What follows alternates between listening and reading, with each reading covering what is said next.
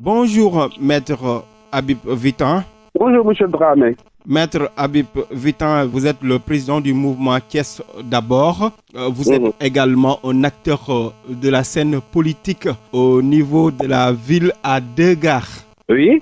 Pour la deuxième fois de son histoire, la ville de Thiès s'apprête à accueillir la célébration de la fête de l'indépendance nationale, une décision du chef de l'État largement saluée par les populations locales qui annonce une mobilisation exceptionnelle pour faire de cet événement un moment fort d'unité et de ferveur nationale.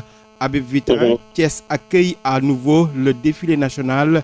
Quel sentiment domine chez vous après l'annonce de cette délocalisation par le chef de l'État? Merci beaucoup, M. Dramé. Permettez-moi de saluer les auditrices et les auditeurs de Réumi FM, saluer la population thiessoise.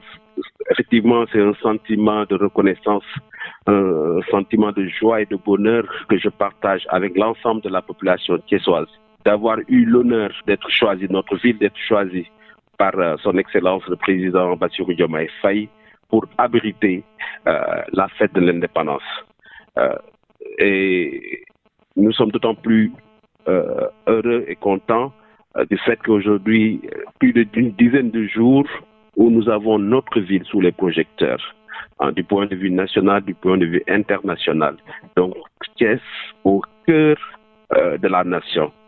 Et naturellement, c'est une vitrine, naturellement également, c'est des images très fortes que nous lançons à travers le monde, que nous lançons à travers le Sénégal. Comment est-ce que vous préparez l'accueil du chef de l'État, Maître Vitan? Oui, vous savez, cette fête-là, nous sommes tous d'accord qu'elle est une fête nationale, qu'elle est une fête de l'armée. Mais elle ne pourra être belle et réussie qu'avec une forte mobilisation de la population. Et c'est à ce niveau-là que je pense, au-delà de la préparation technique, logistique, qui appartient et militaire qui appartient à l'armée, mais également sous la coordination ici au niveau de la région du gouverneur, les travaux d'embellissement, les travaux de nettoiement. Le challenge aujourd'hui, c'est la mobilisation. Oui, tout est fait. Et c'est la raison pour laquelle le mouvement Thiès d'abord étant une entité citoyenne, mais également une entité politique, pour cette fête d'unité, cette fête de cohésion, cette fête de la nation, nous avons pris l'engagement de nous fondre dans la population, que de manière unie, d'un cœur uni, dans un engagement uni et un élan collectif, que nous puissions ensemble travailler pour que cette fête soit réussie et que le président qu'on puisse rendre honneur au président de la République, qu'on puisse rendre honneur à notre nation et à la République sénégalaise. Oui, en quoi cet événement est-il une chance particulière pour le développement ou l'image de la ville de Thiès? Le fait qu'on ait plusieurs jours, tous les chemins mènent à Thiès, plusieurs jours où l'ensemble des médias audiovisuels, l'ensemble des radios, l'ensemble des chaînes de télévision soient braqués sur Thiès et qui permettent de mettre aujourd'hui plus que jamais, nous le savons, les atouts de notre région. Thiès pôle industriel, Thiès pôle minier, Thiès pôle halieutique, Thiès pôle touristique, Thiès pôle culturel et religieux. Donc pendant des jours, ces atouts que nous avons, que nous connaissons et à travers ces émissions qui permettent de les projeter du point de vue national, mais également du point de vue international, je pense que c'est extrêmement important, ne serait-ce qu'en termes de potentialité d'investissement économique. Maintenant, comme on l'a dit également, c'est un moment de diagnostic parce que je l'ai dit, le 4 avril, pour moi, s'articule autour de trois aspects. Le premier, c'est naturellement la mémoire, se rappeler de ces gens-là qui sont donnés pour notre nation, qui sont donnés pour notre vie, pour qu'elle devienne aujourd'hui ce qu'elle est. Cet élan de reconnaissance à ces personnes-là, mais également un moment où on doit faire le bilan et se projeter. Et donc, vous avez vu à travers beaucoup d'initiatives, les Thiessois, dans leur globalité, mais également de manière sectorielle, se sont réunis pour faire l'état des lieux de la ville. On parle beaucoup, oui, de l'organisation, Maître Vitan. Quel est votre regard sur la posture actuelle des maires des différentes communes de Thiès face à cet événement? Il y a une implication de votre part ou du mouvement? De toute façon, ce qu'il faut noter, nous sommes tous d'accord qu'en fait, les délais ont été très courts. Et lorsqu'il y a les délais sont très courts, certes, oui, l'armée, du fait de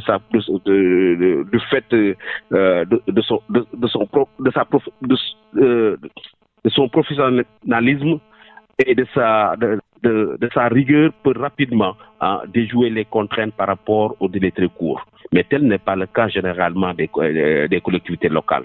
Et c'est la raison pour laquelle moi je comprends très naturellement qu'il y ait souvent des contrariétés, qu'il y ait souvent des imperfections, qu'il y ait souvent des incompréhensions, qu'il y ait même également souvent même des impairs par rapport à certaines initiatives. Mais ce qui est important, et je pense que nous l'avons tous compris, au-delà des controverses, au-delà des divergences, l'essentiel c'est qu'on puisse se retrouver. Et Dieu merci, je pense qu'après un temps de flottement, nous l'avons tous constaté ici à Thiès par rapport aux maires. Ils se sont ressaisis. Et aujourd'hui, ensemble, on essaie d'aller très loin. Et c'est la raison pour laquelle vous avez vu le mouvement Thiès d'abord a participé à toutes les initiatives qui ont été menées par les maires. Et c'est l'occasion de le dire parce que dans la vie, il faut faire de bons témoignages. Pour toutes les manifestations que le maire de la ville de Thiès a entrepris dans cette ville-là, j'ai été invité avec des cartes d'invitation. Et également, en bon citoyen républicain, j'ai été toujours présent avec le mouvement, avec toujours ces idées de contribution. Et je pense que c'est ça qui est important. C'est vrai que il y a énormément d'imperfections, il y a énormément de difficultés, il y a énormément aujourd'hui de pincements de cœur, mais c'est pas le moment. Au moment du bilan, on pourra faire ensemble de manière exhaustive les contraintes logistiques, les contraintes infrastructurelles, mais également les contraintes financières, mais également tout ce qui vraiment aura été subi ou vécu par les populations et qui n'auront pas apprécié. Et ça nous permettra tout naturellement de pouvoir avoir quelque chose de solide pour des événements futurs de cette envergure. Mais ce qui est essentiel, et c'est vraiment, pour moi, c'est extrêmement important, c'est qu'à un certain moment, il faut qu'on comprenne que Thiès a aujourd'hui rendez-vous avec l'histoire. Thiès a rendez-vous avec la nation, Thiès a rendez-vous avec elle-même. Et d'un seul élan, nous devons nous battre pour que cette fête-là soit réussie. Ne serait-ce que pour rendre hommage à ces personnalités qui ont œuvré et travaillé pour la ville de Thiès. Je pense naturellement au président Léopold Sédar Senghor, je pense naturellement au maire Ousmane Ngom, qui était appelé déjà le bâtisseur. Je pense naturellement au président Idrissa Seck. Je pense au maire Talla Sylla, mais également à ces maires qui sont là. Chacun aujourd'hui appuie à la hauteur de ses moyens, essaie de contribuer. C'est vrai, aujourd'hui, moi je suis candidat à la ville de la mairie, c'est pas parce qu'ils n'ont pas bien travaillé, mais je suis convaincu qu'on peut faire mieux. Aujourd'hui, c'est ça qui motive mon engagement. Je suis convaincu qu'il y a du bien, mais on peut faire mieux. Et je pense que les Thiessois ont bien compris mon message. Oui, il y a du bien, mais on peut faire mieux. Quel rôle spécifique les édiles locaux devraient-ils jouer pour que les retombées de cette fête bénéficient directement aux Thiessois? Oui, moi je reste convaincu, et peut-être c'est le regret que j'ai et qui va figurer un peu au moment de l'évaluation ou que je vais relever. Je pense que quel que soit le délai, que ce soit court ou non, on pouvait s'arranger qu'il y ait un minimum de retombées économiques pour les acteurs économiques de la ville et de la région. Je pense qu'aujourd'hui, les enfants qui font le défilé, on aurait pu naturellement solliciter les cordonniers pour que, en fait, la commande soit locale. Pour l'embellissement de la ville, on aurait pu solliciter tout ce qu'on a comme praticiens, plasticiens, comme artistes, et que chacun donne son apport. Pour aujourd'hui, je prends l'exemple un peu des artisans, on aurait pu créer des standards sur les grandes avenues, leur permettant de pouvoir exposer leurs produits et qu'ils puissent également profiter de l'engouement, parce que Thiès va recevoir énormément de monde pendant plusieurs jours, qu'ils puissent profiter de cet engouement pour pouvoir vendre leurs produits. On a entendu les cris de cœur de notre artiste préféré, Massané. Ça veut dire qu'aujourd'hui, les acteurs culturels ne se sentent pas bien concernés, c'est dommage.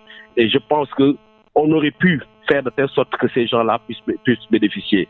Maintenant, le coup est déjà parti. Ce qu'il faut faire, et je pense que ce qui est beaucoup plus important, c'est qu'on puisse après relever toutes ces imperfections, qu'on puisse les mettre sur la table et pouvoir travailler pour que la prochaine fois, qu'on puisse les éviter. Maintenant, ce qu'on peut attendre du président de la République, et c'est ça qui est beaucoup plus important, moi je dis et je reste convaincu que cette fête-là ne doit pas être, le 4 d'avril ne doit pas être une parenthèse festive.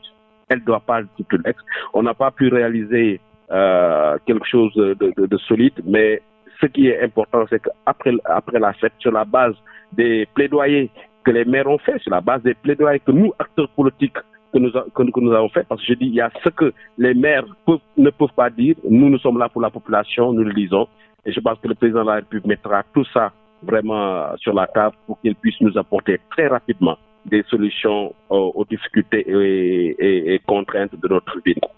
Au-delà de ça, Maître Habib Vitan, quelles sont vos ambitions pour la ville de Thiès? J'ai toujours l'habitude de le dire.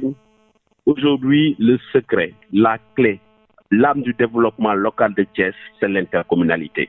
Et malheureusement, c'est un outil qui n'est pas du tout utilisé.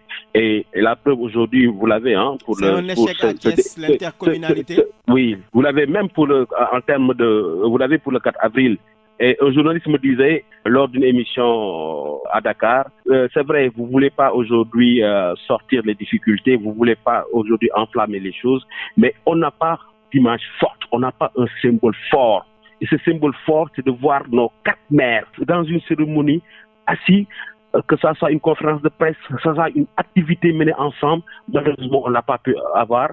Et ça donne tout simplement, je dis, ce manque d'esprit, de convergence, de mutualisation qui est l'esprit même de l'intercommunalité. Et aujourd'hui, moi, je reste convaincu que l'intercommunalité ne doit pas être laissée à l'appréciation des maires.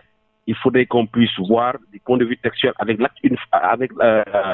l'acte 4 de la décentralisation, comment rendre en ce moment obligatoire cette intercommunalité, ne serait-ce que pour l'intérêt de la population, parce qu'il y va également de la création, il y va également de la construction d'infrastructures d'envergure collective. Et je pense que, à défaut, les réflexions également vont dans le sens d'éliminer les villes. Aujourd'hui, la ville de Thiès, pourquoi pas ne pas créer une communauté urbaine, la communauté urbaine de Thiès, pour que les infrastructures, et ça, vraiment les Thiessois le savent, les maires isolés, aucun maire ne pourra, la preuve est là, aucun maire n'arrive à réaliser de projets structurants. La seule solution, c'est que ces maires-là puissent vraiment mutualiser leurs moyens pour qu'à travers l'intercommunalité, aujourd'hui, il y a, je pense c'est le 25, il y a le 25 mars, au niveau de Diourbel, il y a une nouvelle intercommunalité qui a été créée entre la commune de Diourbel et les communes environnantes. Ça veut dire que c'est quelque chose de possible, mais il faut de la volonté politique. Et malheureusement, un de mes engagements forts, c'est que parce qu'il n'y a pas d'engagement politique dans ce sens-là, et que je sois convaincu que c'est la seule clé du développement, et c'est ça qui explique aujourd'hui ma candidature à la mairie de la ville de Thiès. En 30 secondes, l'ambition, c'est de remplacer Babacar Diop à la mairie de Thiès. Oui, j'ai pas le choix, c'est lui qui est là. D'accord. C'est lui qui est là, il fait de son mieux, mais comme je dis, malheureusement, là où la peine, j'ai pas senti, et les Thiessois n'ont pas senti ce leadership rassembleur. Et c'est extrêmement important. Les Thiessois n'ont pas senti ce leadership de proximité. Et il a de belles idées, mais ces idées ne peuvent être efficaces que lorsqu'elles sont acceptées par la population. Il faudrait que le maire de ville comprenne que ces projets n'ont de sens que lorsque ces projets-là reviennent, partent de la population, pour que le mandat qui a été donné soit effectivement la réalisation de la volonté de la population thiessoise. Merci d'avoir répondu à nos questions, Maître Habib Vitan. C'est moi. Je rappelle que vous êtes le président du mouvement Thiès d'abord. Merci beaucoup.